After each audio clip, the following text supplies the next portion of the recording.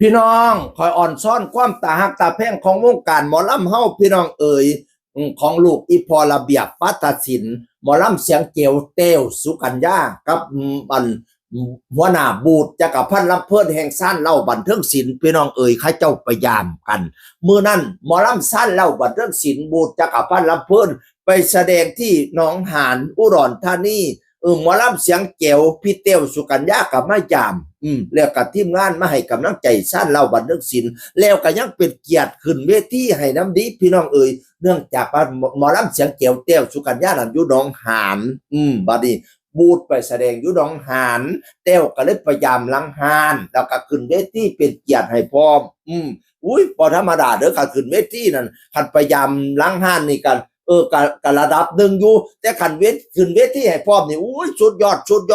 ความหักแป้งของน้องของพี่เพิ่นของน้องของใหญ่เพิ่นพี่น้องเอ๋ยระหว่างลูกอีพอระเบียบทั้งสองวงหนึ่งกับวงหมอลำเสียงแก้วแต้วสุกัญญาซึ่งแยกตัวมาตั้งวงในฤดูกาลแรกแล้วก็หมอลำบูดจักรพันธ์ลำเพิ่นซ่านเหล่าบันเทิงศิลป์ฤดูกาลที่สี่ให้ป้ากันหงเฮี้ยงเหลียงเหลี่ยมทั้งสองคณะเด้อเจริญเจ้าภาพไก่ไหลมากเท่มากปนำแกงไปแสดงทั้งใดเอฟซีให้แตก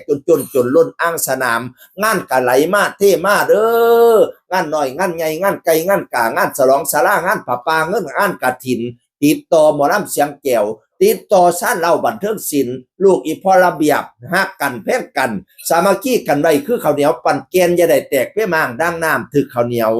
ให้เจ้าเน่าไว้คือสินไส้ฟันให้ฟันปีนี้ปีหน้าจะค่อยฮ้อน นั่นละขันหมอลำบ่ว่าหมอลำดีแล้วไผแล้วสิเบิ่งแย่งเนาะอย่าสุไปอิจฉากันอย่าสุไปสร้างกันอย่าสุไปมีดราม่าด่าหมอยกันหลายขันหมอลำบ่ฮักหมอลำบ่เอ็นดูหมอลำบ่เบิ่งแย่งหมอลำแล้วผู้ใดสิมาอ่อนซ้อนเฮาเสียคนภาคอื่นเสียคนทั้งอื่น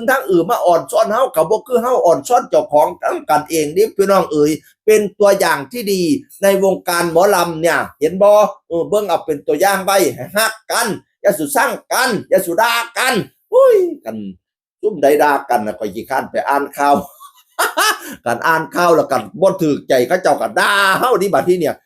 กันฮักกันแล้วข่อยส่งเสริมรักกันไว้เถิดเราเกิดร่วมแดนไทยรักกั